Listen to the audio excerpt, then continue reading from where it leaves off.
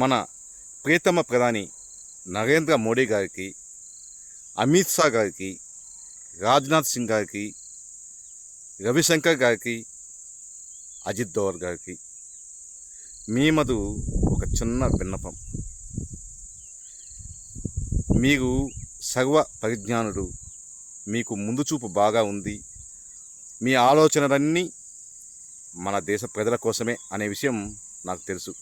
కానీ ఒక చిన్న విన్నపం నాదేంటంటే, ఇప్పుడు మన 150 కోట్ల మంది భారతీయుల కల ఏంటి? పీఓకే స్వాధీనం చేసుకోవడం. అది సాధ్యపడుతుందా అంటే సాధ్యపడుతుంది, మనం ఎప్పుడు అనుకున్నా.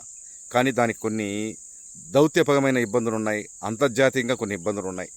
అందుకనే మన కేంద్ర ప్రభుత్వం ఆచితూచి అడుగేస్తుందన్న విషయం కూడా నాకు తెలుసు.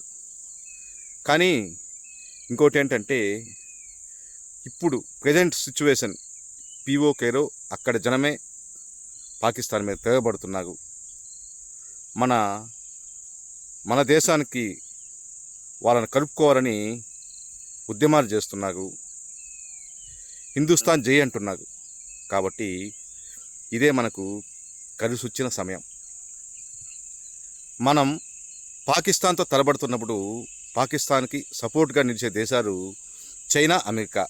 దీంట్లో ఎటువంటి సందేహం లేదు. కానీ ఇప్పుడు చైనా తైవాన్ని ఆక్రమించుకోవాలి అన్న దీంట్లో బిజీగా ఉంది. అమెరికా యుగాన్ యుద్ధంలో బిజీగా ఉంది. కాబట్టి ఇప్పుడు వాళ్ళు పట్టించుకోరు. దానికి తగినట్టు ఒక పక్క ఆఫ్ఘనిస్తాన్, ఇంకొక పక్క బలూచ్ రెవల్యూషన్ పాకిస్తాన్పై కారు దూతోంది.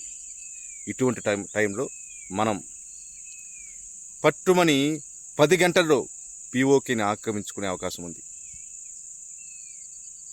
నాకు తెలిసి ఇటువంటి గొప్ప అవకాశం మళ్ళీ రాదేమో అని నాకు అనిపిస్తుంది. దీన్ని పరిశీలిస్తాగని, ఆలోచిస్తాగని నా మనవి.